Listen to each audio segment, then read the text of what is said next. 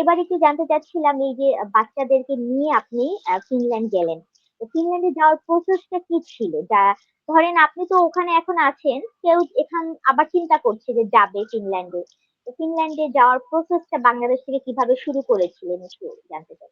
আচ্ছা, এটা আসলে আমি বলবো যে সত্যি কথা বলতে ফিনল্যান্ডে শুধু ফিনল্যান্ডের কথাটাই আমি বলি, কারণ যেহেতু আমি অন্য কোনো দেশ নিয়ে আমি না কথা বলি সেটাই ভালো হবে, যেহেতু আমি এখানে এসেছি আমি ফিনল্যান্ড নিয়ে বলি। এখনো বাংলাদেশে থেকে যেমন এই বছরও অলরেডি যারা আসতে চাচ্ছেন তাদের জন্য আমি একটু আপডেট ইনফরমেশন দিয়ে দিই যে যারা অ্যাপ্লাইড সায়েন্স ইউনিভার্সিটিতে বা জয়েন্ট অ্যাপ্লিকেশনে আসতে চান তাদের জন্য অলরেডি সেপ্টেম্বর থেকে জয়েন্ট অ্যাপ্লিকেশন শুরু হয়ে গেছে, এবং এই অ্যাপ্লিকেশনটায় অ্যাট এ টাইম একটা পার্সন 5টা ইউনিভার্সিটিতে অ্যাপ্লাই করতে পারে, এবং এটা জয়েন্ট অ্যাকাউন্ট। হ্যাঁ, জয়েন্ট অ্যাকাউন্ট বলতে joint application, that means at a application আপনি 5টা ইউনিভার্সিটিতে অ্যাপ্লাই করতে পারবেন, কিন্তু 5টা ইউনিভার্সিটি মোটামুটি এগুলো হলো applied science university. That means আচ্ছা, এখানে যদি আমি আরেকটু ক্লিয়ার করে দিতে চাই যে অ্যাপ্লাইড সায়েন্স ইউনিভার্সিটি সম্পর্কে, যে ফিনল্যান্ডে applied science, not only Finland, how far I know যে in Europe applied science university বলতে যেটা এরা বোঝায়, আমাদের দেশে যেটা আমরা ডিপ্লোমা বলি, আমাদের দেশে বাংলাদেশে যেটাকে আমরা ডিপ্লোমা বলি, যে ম্যাট্রিক ইন্টার মানে এসএসসি, এইচএসসির পরে অনেকে করে, আবার অনেকে এসএসসির পরে করে ফেলে। সো এখানে বা অনেকে আবার দেখা যায় যে প্রফেশনাল একটা ডিপ্লোমা যেরকম বলে, তো ঠিক সেই রকম এটাকে আপনি ডিপ্লোমা, এক কথায় আমি বলবো যে ফিনল্যান্ডে অ্যাপ্লাইড সায়েন্স ইউনিভার্সিটি মানে ওরা যেটা ভাবে, এখানে ফিনল্যান্ডে যেটা ভাবে অ্যাপ্লাইড সায়েন্স ইউনিভার্সিটি মানে it's a one kind of diploma. You are graduate, or আপনি এখান থেকে ব্যাচেলরও করতে পারবেন, আপনি এখান থেকে মাস্টার্সও করতে পারবেন, নো প্রবলেম। বাট এখানে অ্যাপ্লাইড সায়েন্স ইউনিভার্সিটি গুলো না মাস্টার্স সচরাচর তারা করে যারা ধরেন জব সেক্টরে প্রমোশন চাচ্ছে বা অন্য কোনো কিছু নিয়ে কাজ করতে চাচ্ছে, তাদের যাদের এত সময় নয় তারা। আর যখন আমি এসেছিলাম তখন আমি আসলে অ্যাজ অলরেডি আমার একটা মাস্টার্স ছিল, কিন্তু আমি এটা আমার অ্যাপ্লিকেশনে মেনশন ছিল না, আমি আমার বিএসসি অ্যাপ্লিকেশন দিয়েই করেছিলাম। আর আমি জয়েন্ট অ্যাপ্লিকেশনে করেছিলাম। আর জয়েন্ট অ্যাপ্লিকেশনে এট এ টাইম আমি 5টা ইউনিভার্সিটিতে এপ্লাই করেছিলাম, এবং আমি 2টা ইউনিভার্সিটিতে পেয়েছিলাম। তার মধ্যে আমি দেখেছিলাম যে Metropolia is one of the good and বলা যায় যে অ্যাপ্লাইড সায়েন্স ইউনিভার্সিটির মধ্যে one of the best university in Finland. So আমি এটা চুজ করেছিলাম ইন দ্যাট টাইম।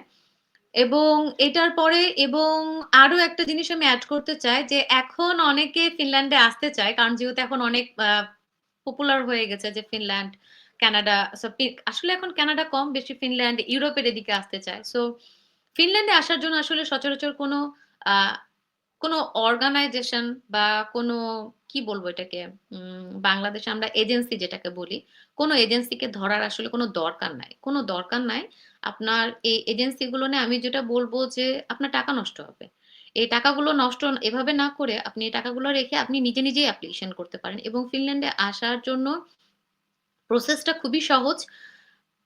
বছরে ২ বার অ্যাপ্লিকেশনটা হয়। একটা হলো জয়েন্ট অ্যাপ্লিকেশন, যেটা আমি অলরেডি বললাম যে সেপ্টেম্বর থেকে অলরেডি শুরু হয়ে গেছে। আর আরেকটা অ্যাপ্লিকেশন শুরু হবে সেটা হলো ডিসেম্বর থেকে। সেটা হলো শুধুমাত্র রিসার্চ ইউনিভার্সিটি গুলোর জন্য। কিন্তু ব্যাপারটা যেটা হয়েছে যে রিসার্চ ইউনিভার্সিটি গুলো খুব কম সময় দেয়। জয়েন্ট অ্যাপ্লিকেশন গুলো একটু বেশি সময় দেয়। আর এটা নিয়ে আরো যদি একটু ঘাটাঘাটি করতে চান, আপনারা Facebook এ, YouTube এ অনেক বেশি লিংক আছে, অনেক বেশি এজেন্সির কথা বলা আছে। এত কিছু লাগবে না। আপনি জাস্ট study.info, আমি আবারও বলতেছি, study.info নামে একটি ওয়েবসাইট আছে। সেই ওয়েবসাইটে যদি আপনি যান, যাওয়ার পরে আপনি সেখানে দেখবেন অনেকগুলো ক্যাটেগরি আছে। আপনি মাস্টার্সে আসতে চান, ব্যাচেলরে আসতে চান, কোন সাবজেক্টে আসতে চাচ্ছেন, আপনার সময়সীমা কত চাচ্ছেন, আপনি ইভনিং এ চাচ্ছেন, না ডে টাইমে চাচ্ছেন, না আপনি হাইব্রিড চাচ্ছেন, না অনলাইন চাচ্ছেন, ইটস টোটালি অনেকগুলো অপশন আছে। আপনি কোন সিটির মধ্যে চাচ্ছেন, আপনি হেলসিংকি চাচ্ছেন, ভান্তা চাচ্ছেন, তুর্কু চাচ্ছেন। আপনি ওখানে মানে মোট কথা ফিনল্যান্ডে যতগুলো সিটি আছে সেই সিটিগুলো অপশন আপনি সিলেক্ট করে নিতে পারবেন, এবং যখন আপনি সিটিগুলো সিলেক্ট করে নিবেন এবং আপনার কোন সাবজেক্টের উপর আপনি করতে চাচ্ছেন সেটাও যখন আপনি সিলেক্ট করে দিবেন, সুন্দর করে ওয়েবসাইট আপনাকে ক্লিয়ার একটা ভিউ দিয়ে দিবে যে কোন কোন ইউনিভার্সিটিতে এখন অ্যাপ্লিকেশন গোয়িং অন, কোন কোন ইউনিভার্সিটি ১ মাসের মধ্যে শুরু হবে। সো ইন ডিটেইলস ওখানে পাওয়া যাবে। সো আমিও ওখান থেকেই করেছিলাম studyinfo.com থেকে এবং ওখান থেকে দেখার পরে আমি এট এ টাইম জয়েন্ট অ্যাপ্লিকেশন করেছিলাম অ্যাজ আই অলরেডি মেনশন। তারপরে ৫ টা ইউনিভার্সিটিতে আমি একসাথে অ্যাপ্লিকেশন করেছিলাম এবং কিছু না। আপনি যদি জয়েন্ট অ্যাপ্লিকেশন করেন, এখানে আপনাদের যেটা লাগবে আপনার ম্যাট্রিক, ইন্টার আর যদি ব্যাচেলরে করেন তাহলে আপনার ম্যাট্রিক ইন্টার লাগবে। আপনি যদি মাস্টার্সে করতে চান তাহলে আপনার ম্যাট্রিক ইন্টার অ্যান্ড আপনার অনার্সের সার্টিফিকেট লাগবে।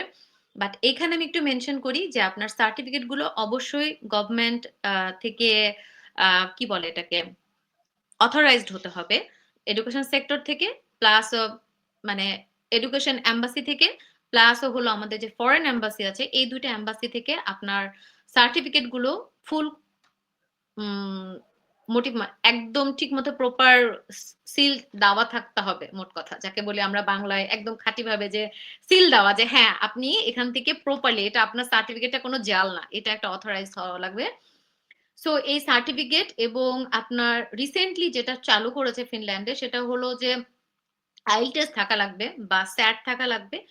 তো বিভিন্ন ইউনিভার্সিটির ক্রাইটেরিয়া অনুপাতে আপনি সেখানে দেখতে পারবেন যে কোন ক্রাইটেরিয়াতে কোন ইউনিভার্সিটি কি চাচ্ছে। সো আমার যেহেতু ৫ বছরের ওয়ার্কিং এক্সপেরিয়েন্স ছিল, সো আমার এখানে একটা অপশন ছিল যে আমি চাইলে IELTS এর সার্টিফিকেটও দিতে পারবো, প্লাস আমার ওয়ার্কিং এক্সপেরিয়েন্স দিতে পারবো। সো এখানে আমি একটু অ্যাডভান্টেজ যেটা পেয়েছিলাম যে আমার ৫ বছরের ওয়ার্কিং এক্সপেরিয়েন্স এবং আমার এক্সপেরিয়েন্সটা ছিল একটা ইংলিশ মিডিয়াম স্কুলে। সো আ ওইটা ইংলিশ আপনি যে বলতে পারেন, আমরা যেটাকে বিভিন্নভাবে করে ইংলিশ আ প্রুভেন যেটা আপনি যে পারেন, এটার একটা প্রুভড সেটা হলো যে আমার অতটা কষ্ট হয় নাই। সেটা জমা দিতে হয়েছিল এবং যেহেতু আমি বলেছিলাম অলরেডি যে আমার হাসব্যান্ড সহ আমি আসতে চেয়েছিলাম। বাট সেটা আমাকে অনেক পরে আমি এটা এপ্লাই করেছিলাম। যে আমি হাসব্যান্ড সহ আসবো না আমি একা আসবো। সো আমি যখন ভার্সিটিতে এপ্লাই করলাম এবং আ উইদিন ওদের অ্যাপ্লিকেশন যখন ডেটটা কমপ্লিট হয়ে যায় তারপরে ওরা আমাকে একটা ক্রাইটেরিয়া থাকে এবং মানে ক্রাইটেরিয়া মানে বলতে পয়েন্ট স্কোরিং একটা ব্যাপার থাকে। সেই পয়েন্ট স্কোর হওয়ার পরে ওরা ভার্সিটি থেকে একটা মেইল করে এবং আপনি যখন অ্যাকসেপ্ট করেন, অ্যাকসেপ্ট করার পরে ওরা ৭ দিনের একটা সময় দেয় যেটাকে ফিনল্যান্ডে আর্লি বার্ড বলে। আর্লি বার্ড বলে এবং আর্লি বার্ড জিনিসটা হলো এরকম যেটা আপনাকে একটা অফার যে আপনি যদি ৭ দিনের মধ্যে মানে ভার্সিটির অফার অ্যাকসেপ্ট করার ৭ দিনের মধ্যে যদি ভার্সিটির পেমেন্টটা আপনি করে দেন দেন ওরা একটা হিউজ পরিমাণ একটা ডিসকাউন্ট থাকে।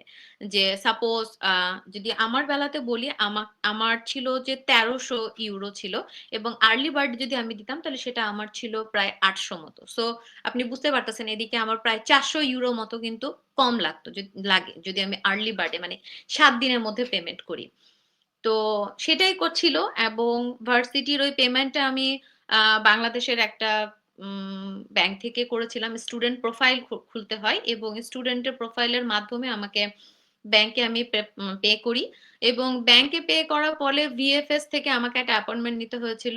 কারণ আমি জানি না আপনারা জানেন কিনা আমাদের বাংলাদেশের বিশেষ করে ঢাকাতে যে এম্বাসি আছে, VFS এম্বাসি আছে কিন্তু আমাদের ফিনল্যান্ডের জন্য কোনো কিন্তু এম্বাসি নাই। আসলে আমরা যারা ফিনল্যান্ডে থাকি তারা খুব আসলে চায় যে আমাদের বাংলাদেশে যেন ফিনল্যান্ডের একটা এম্বাসি থাকে তাহলে আমাদের জন্য আসলে খুব সুবিধা হয়। ফিনল্যান্ডের আসলে সব কাজ-কারবার যেটা করে সেটা হলো সুইডেন এম্বাসি থেকে করে VFS এর এবং অ্যাজ আমাদের ফিনল্যান্ডে কোনো এম্বাসি নাই, বাংলাদেশেও নাই এবং আমাদের ফিনল্যান্ডেও কিন্তু যখন আমরা পাসপোর্ট রিলেটেড কোনো কাজ করতে যাই আমাদের কিন্তু সুইডেনে যেতে হয় এবং ১ দিন বা ২ দিনের জন্য বা এবং অনেক আগে থেকে হয়তোবা ওয়েবসাইটে আমাদেরকে দেয় তখন আমরা ফিনল্যান্ডের ওয়েবসাইটে মানে ফিনল্যান্ডে কিছু স্পেসিফিক জায়গা আছে সেখানে যেয়ে সুইডেন এম্বাসিতে কাজ করতে হয়। আমাদের কিন্তু এখানেও কিন্তু কোনো বাংলাদেশি এম্বাসি নাই। প্লাস বাংলাদেশেও কিন্তু আমাদের ফিনল্যান্ডের কোনো এম্বাসি নেই। সো এখানে কিন্তু একটা হিউজ একটা প্রবলেম। তো আমরা যখন এম্বাসি ফেস করতে চাই তখন আমাদেরকে ইন্ডিয়া যেতে হয়। আমাদের বাংলাদেশে কোনো ফিনল্যান্ডের এম্বাসি নাই। আমাদেরকে ফিনল্যান্ডের বা মানে ইন্ডিয়াতে দিল্লির যে VFS এম্বাসি আছে সেখানে ফেস করতে হয়। এবং এই দিল্লিতে যাওয়ার জন্য আপনার ভিসার জন্য ইন্ডিয়ার কাছে অনেক ঝামেলা। এবং রিসেন্টলি একটু বলতে চাই যে আমাদের বাংলাদেশের অনেক স্টুডেন্ট আছে যারা আসতে পারছে না কারণ ইন্ডিয়ান ভিসা পাচ্ছে না। সো ইন্ডিয়ান ভিসা নিই এবং ইন্ডিয়াতে যাই VFS ওখানে ফেস করি। আমার হাসব্যান্ড প্লাস আমার বাচ্চাদের সহ। এবং আলহামদুলিল্লাহ আমরা ভিএফএস ফেস করার ৩ দিনের মধ্যে আসলে আমি পাই যে আমি অ্যাকসেপ্টেড হই এবং আমার বাচ্চা এবং আমার হাসব্যান্ডরা ১৫ দিন মধ্যে ওদের আ কনফার্মেশন আসে যে হ্যাঁ, তোমরা সবাই সিলেক্টেড হয়েছো এবং আম ওদের রিপোর্ট আসার ১৫ দিন ১ মাসের মধ্যে আমরা আসলে রেসিডেন্স কার্ড পাই। ভিএফএস এর মাধ্যমে আমাদেরকে মেইল করে পোস্ট করে এবং এই পোস্টের খরচ এবং সবকিছু কিন্তু আমাদের।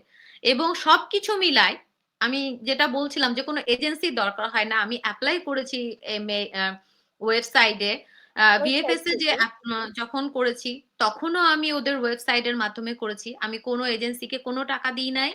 আমি ভিএফএস এ টাকা দিয়েছি আমার মিটআপ এর জন্য।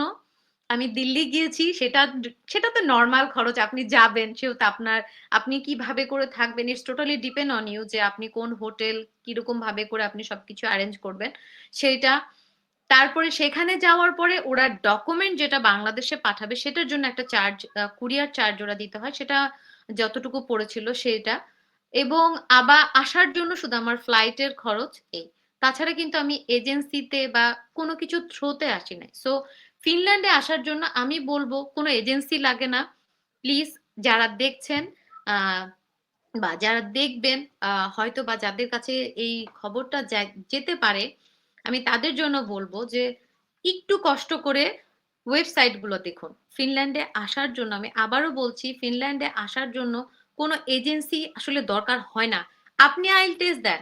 আপনি আপনি যদি আইএলটিএস দেন, আপনি যথেষ্ট জ্ঞান সম্পন্ন, আপনি যথেষ্ট শিক্ষিত।